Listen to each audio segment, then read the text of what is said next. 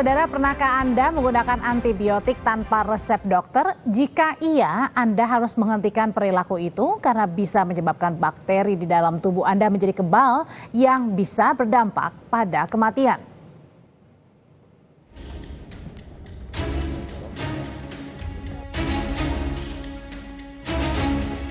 Siti Najwa, mahasiswa semester akhir ini mengaku sering mengonsumsi antibiotik jika batuk meski tanpa resep dokter.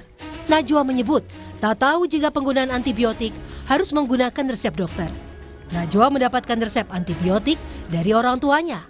Awalnya sebenarnya dari orang tua, tapi orang tua itu sebenarnya tahu dari ada tetangga juga, terus juga ada dari teman-teman yang menyarankan, oh kalau mau batuknya cepat sembuh, coba Proces terus dikonsumsi. Kalau baru tahu sih sebenarnya justru kalau dia masuk antibiotik. Gibran, mahasiswa semester awal, juga mengonsumsi dan menyimpan antibiotik untuk radang tenggorokan. Gibran mengetahui penggunaan antibiotik berbekal pernah diresepkan sebelumnya oleh dokter. Selanjutnya, jika mengalami gejala radang tenggorokan, Gibran mengonsumsi antibiotik meski tanpa resep dokter. Soalnya saya sempat googling juga gitu tentang radang, itu katanya amoxicillin bisa buat radangnya itu. Iya, nyimpan juga amoxicillinnya. Berdasarkan penelitian Yayasan Orang Tua Peduli terhadap mahasiswa non-kedokteran, 74% responden membeli sendiri antibiotik untuk gejala batuk pilek dan sakit tenggorokan. 91% responden menyebut apotek mengizinkan pembelian antibiotik tanpa resep.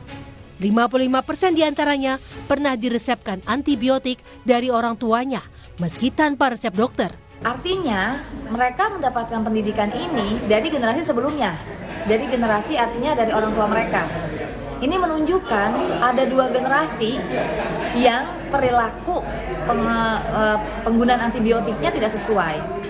Dan ini adalah ancaman ke generasi selanjutnya apabila anak-anak kosan ini nanti menjadi orang tua.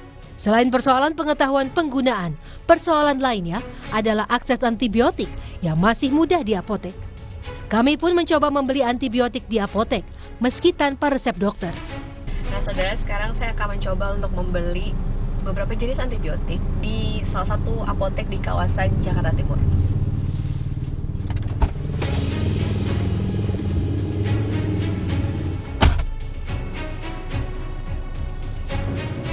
Kami mencoba membeli dua merek antibiotik yang berbeda, meski tanpa membawa resep dokter.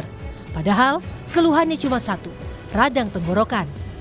Dua jenis antibiotik yang dibeli, harganya di bawah Rp20.000. Tidak hanya di apotek, antibiotik juga mudah ditemukan di toko daring. Meski beberapa toko mewajibkan mengunggah resep dokter, kami tetap bisa membelinya secara mudah. Padahal penggunaan antibiotik yang tidak tepat bisa menyebabkan bakteri kebal atau yang biasa disebut bakteri resistan. Di dalam tubuh manusia terdapat banyak bakteri baik yang juga berfungsi melawan bakteri jahat atau membuat tubuh kita kuat melawan penyakit. Penggunaan antibiotik yang tidak tepat bisa membunuh bakteri baik di dalam tubuh.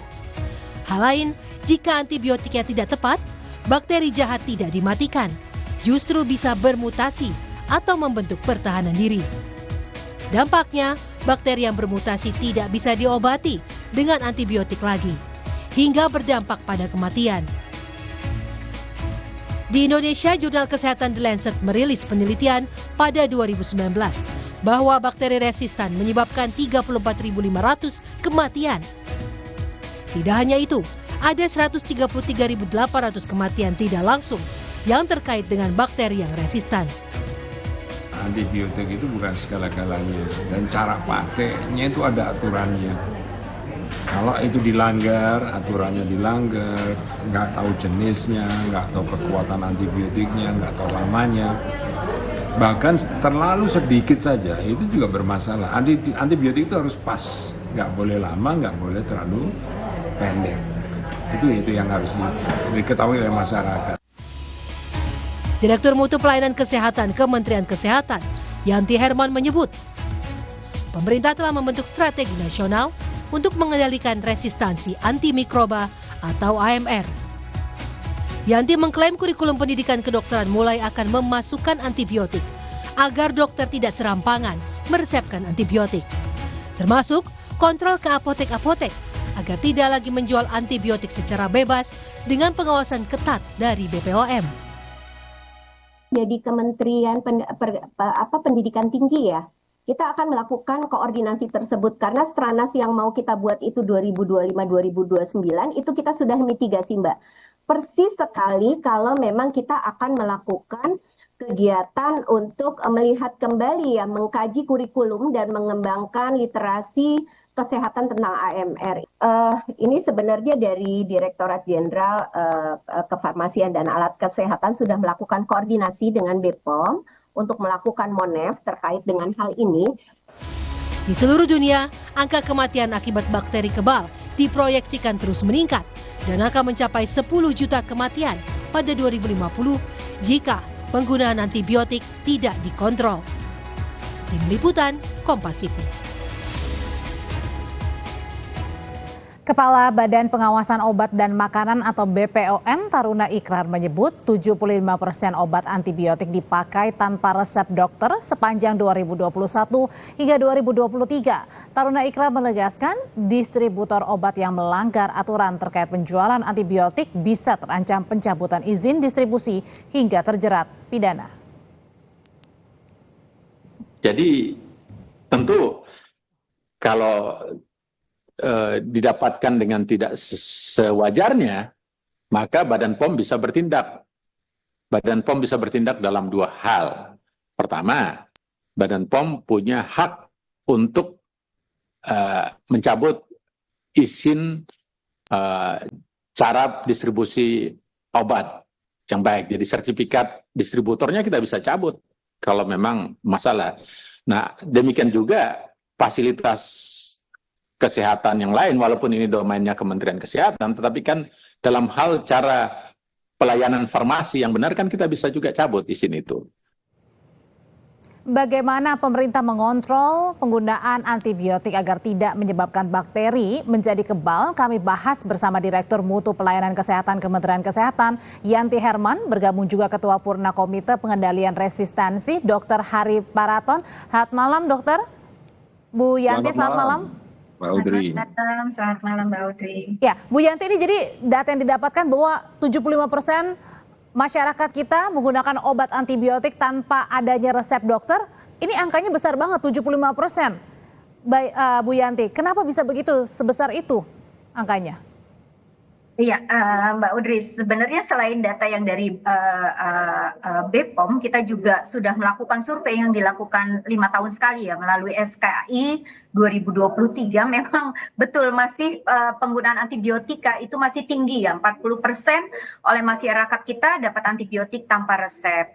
Hal ini tentu saja karena yang pertama ini tentu saja kebutuhan akan suplai ya, jadi yang butuh juga ada.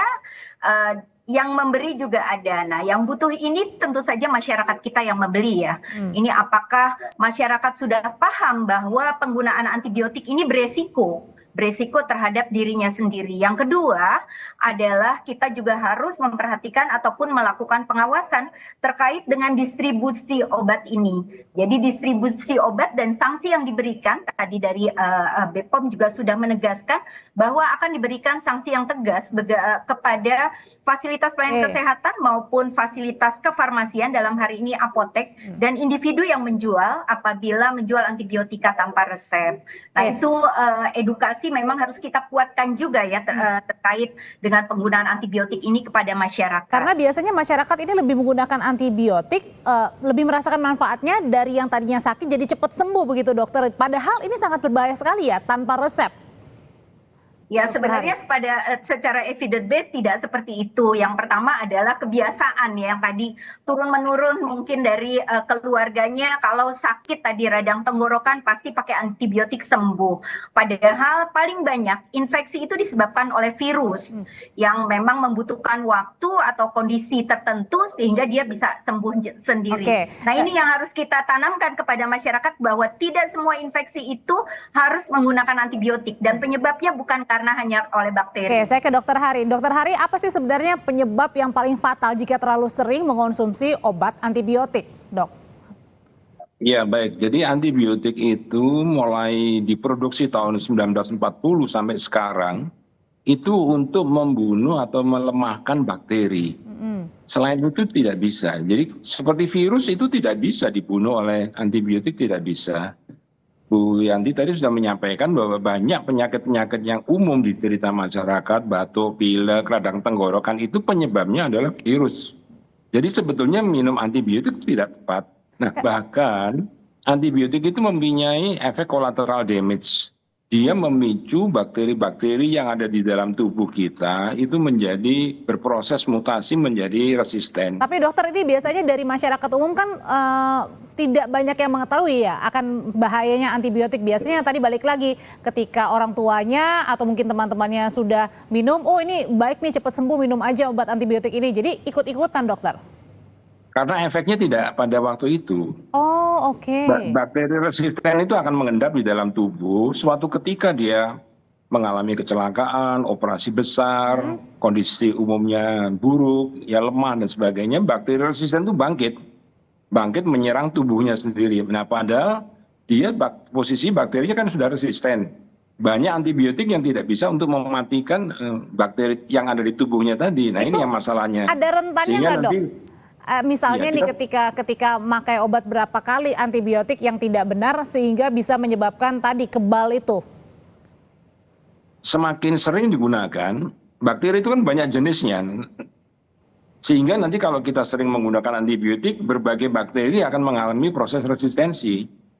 Ada E. coli, Klebsiella, Acinetobacter, Pseudomonas, itu nanti akan terpacu menjadi resisten.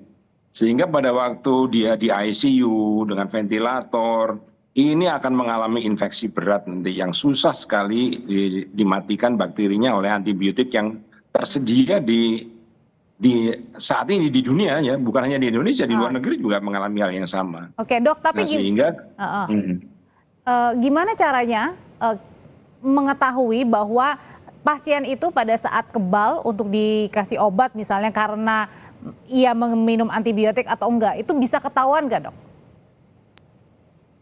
Bisa sekali dengan pemeriksaan laboratorium mikrobiologi, kita akan mendeteksi sumber infeksinya di mana, kita ambil sampelnya, kita periksa jenis bakterinya dan kemudian antibiotik yang masih sensitif.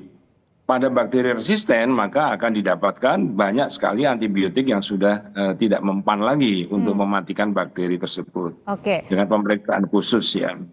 Bu Yanti, ini kan balik lagi ya, pada saat kita mau membeli obat kan biasanya kalau obat keras itu awas penggunaan obat keras gitu ya, harus dengan resep dokter. Tapi pada saat kita ke apotek, Bu Yanti, biasanya saya nggak tahu kalau misalnya di apotek-apotek lain, biasanya kalau saya temuin ya tetap aja dikasih begitu meskipun tadi ada tulisannya harus dengan resep dokter. Ya, betul Mbak. Memang pengetahuan terkait dengan ini juga kita harus berikan kepada masyarakat ya, bahwa obat itu sebenarnya ada tanda-tandanya. Ada obat bebas, ada obat bebas terbatas yang tanpa resep dokter, dan ada obat yang harus menggunakan resep dokter, salah satunya adalah antibiotika. Kalau kita lihat di obatnya itu logonya adalah K. Berarti obat itu adalah obat keras yang harus membutuhkan resep dari tenaga medis. Jadi resep itu memang harus dikeluarkan oleh dokter atau dokter gigi. Atas perintah dokter-dokter gigi itu, apoteker harus menyiapkan dan menyerahkan obat sesuai dengan catatan dokumen tertulis yang berupa resep tersebut.